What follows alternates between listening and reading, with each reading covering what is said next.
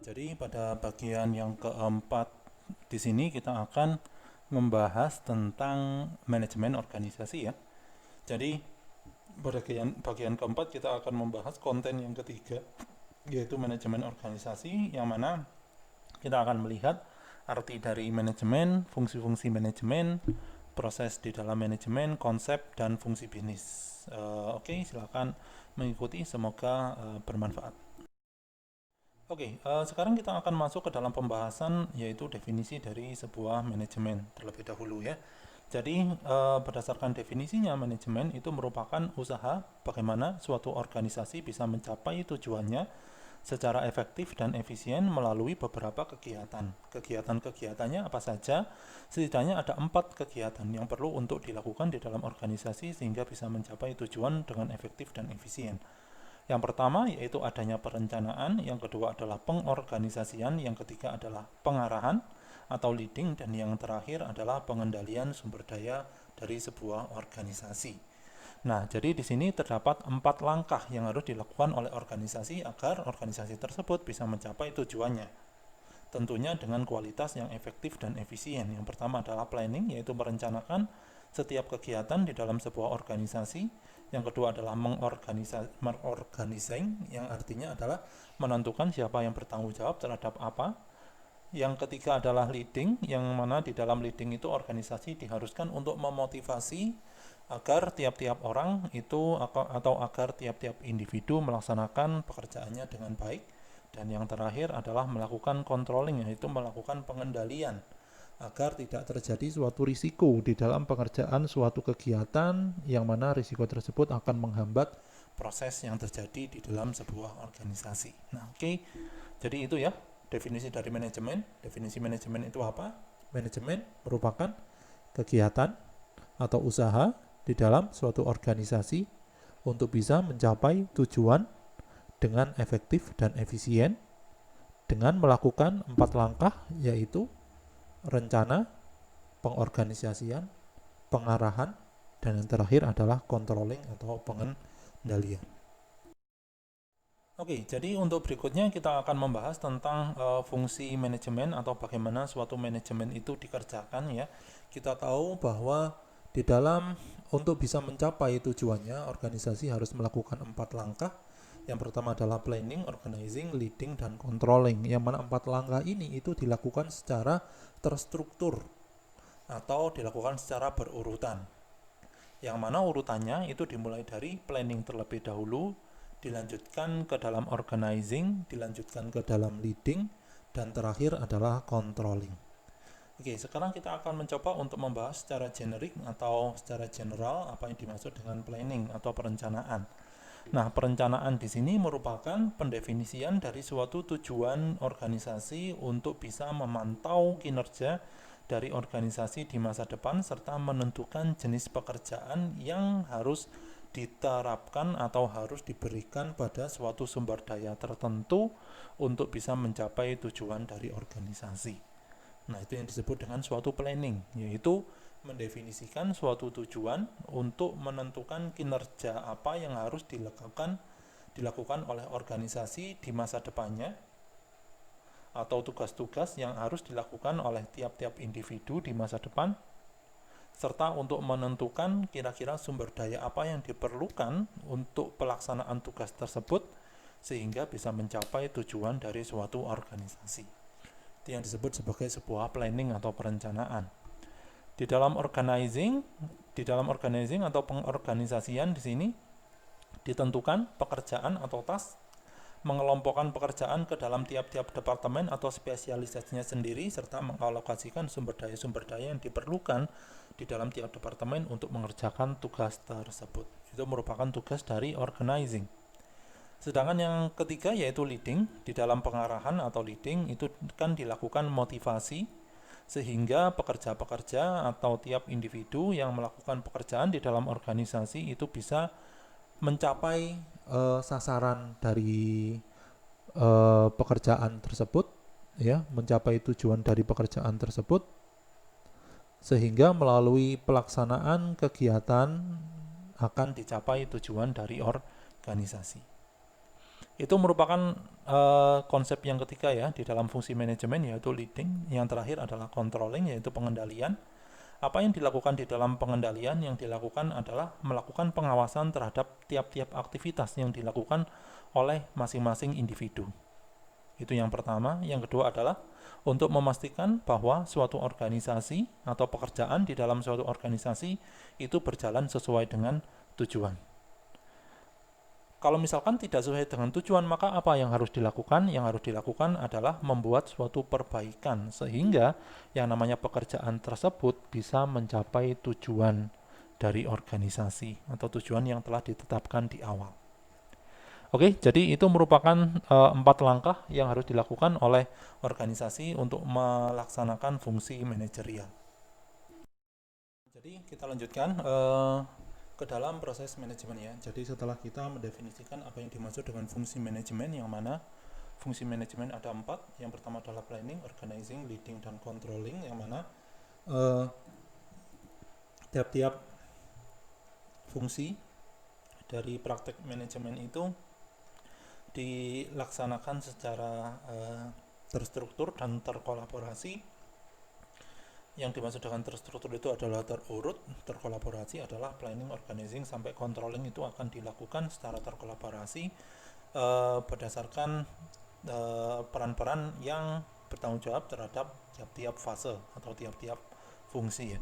Jadi di sini planning merupakan langkah yang pertama yang dilakukan di dalam kegiatan manajemen, diikuti oleh organizing, dilanjutkan oleh leading, dan yang terakhir adalah controlling.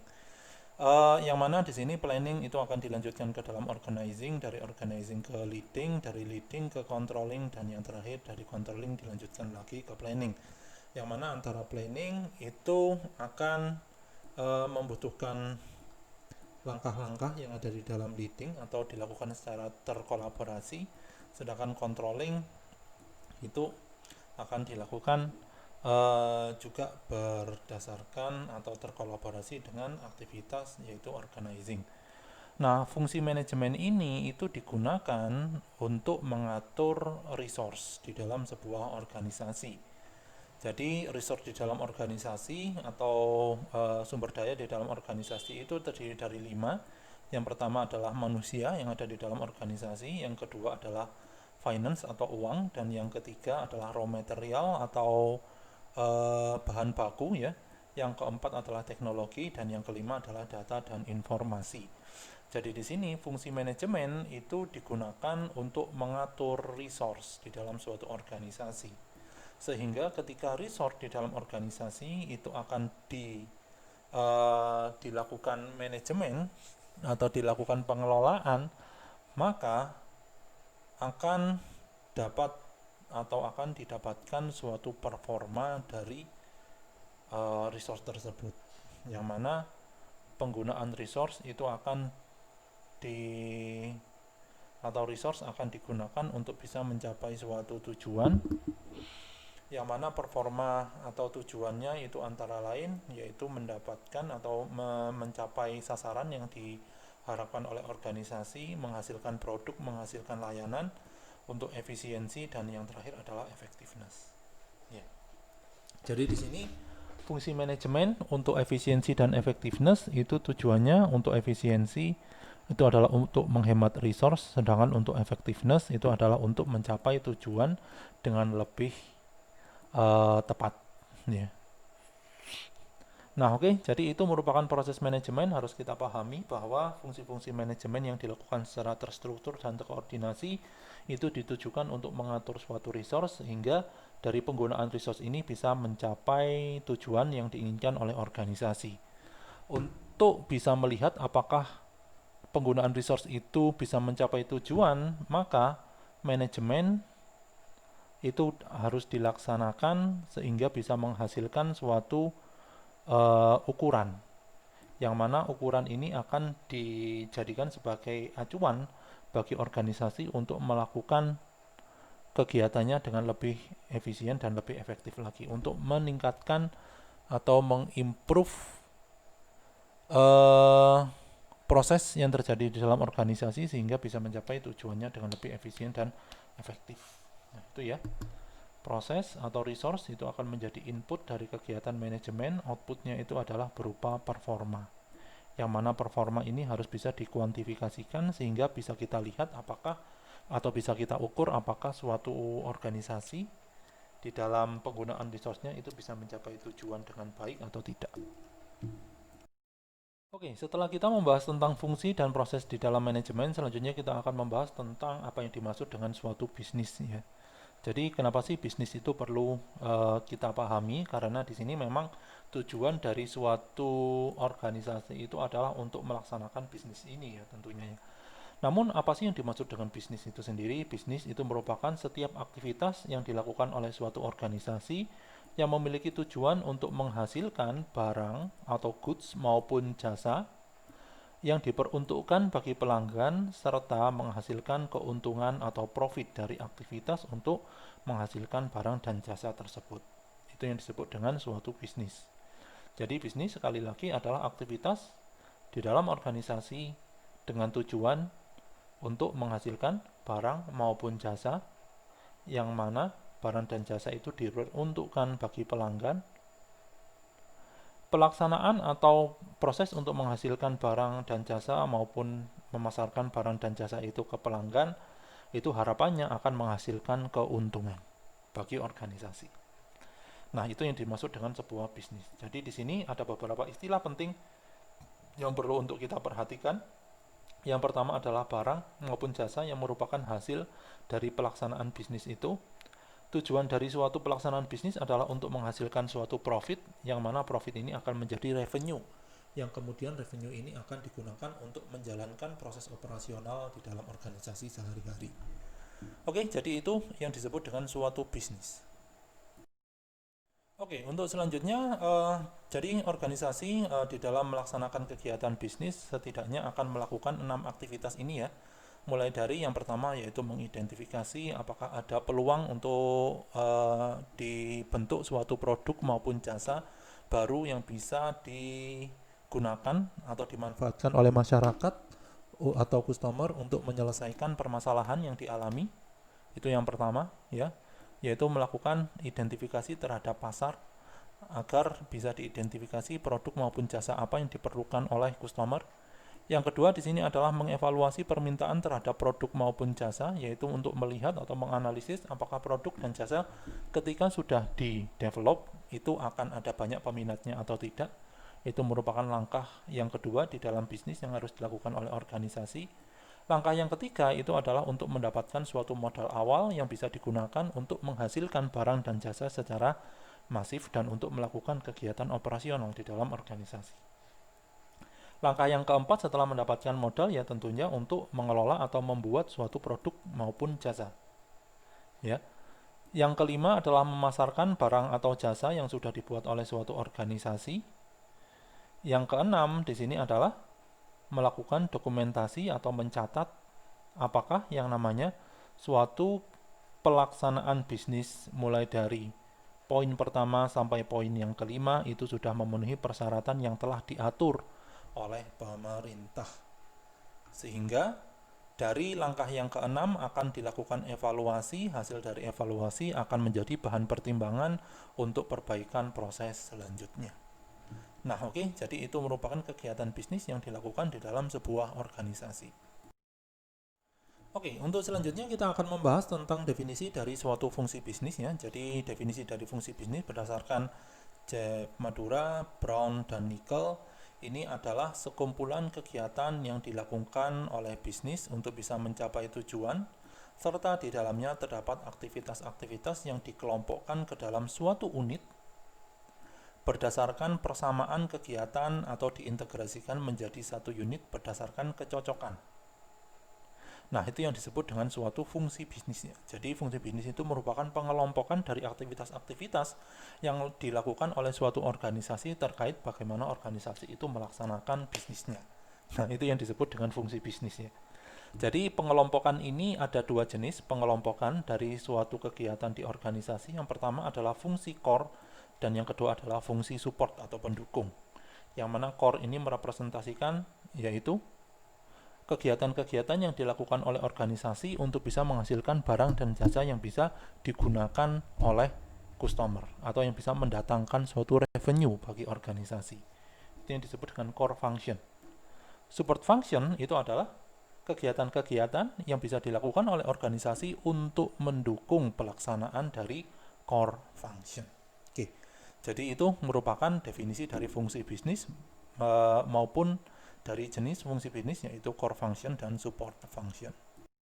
Oke, sekarang kita akan mencoba untuk melihat jenis dari fungsi bisnis, yaitu dari core function dan support function, serta contoh dari core function dan support function. Nah, di sini kalau misalkan kita ngomong tentang suatu fungsi pada bisnis layanan, ya, maka di sini ada beberapa core function atau fungsi inti atau pekerjaan-pekerjaan inti yang harus dilakukan oleh organisasi agar bisa memberikan suatu pelayanan dengan baik. Yang pertama adalah keuangan, yang kedua adalah akuntansi, yang ketiga operasional, yang keempat adalah marketing, dan yang kelima adalah penjualan atau sales.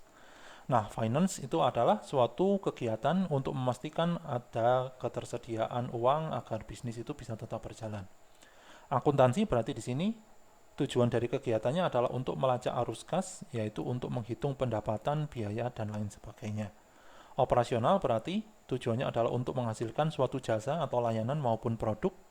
Yang keempat adalah marketing, berarti tujuan dari marketing adalah melakukan pemasaran, pengiklanan, dan pengembangan produk. Dan yang terakhir adalah penjualan, yaitu menjual produk tersebut ke pelanggan. Nah, oke, jadi itu merupakan 5 core function yang ada di dalam suatu organisasi.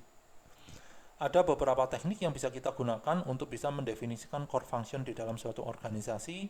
Salah satu teknik itu disebut sebagai teknik value chain, ya. Value chain atau rantai nilai. Yang mana di dalam value chain, suatu core function di dalam suatu organisasi itu akan dibagi menjadi 4 jenis. 4 atau 5 jenis. Yang pertama adalah inbound logistik, operation, outbound logistik, terus yang keempat adalah marketing, dan yang terakhir adalah support. Bukan support, tetapi apa itu namanya, value added.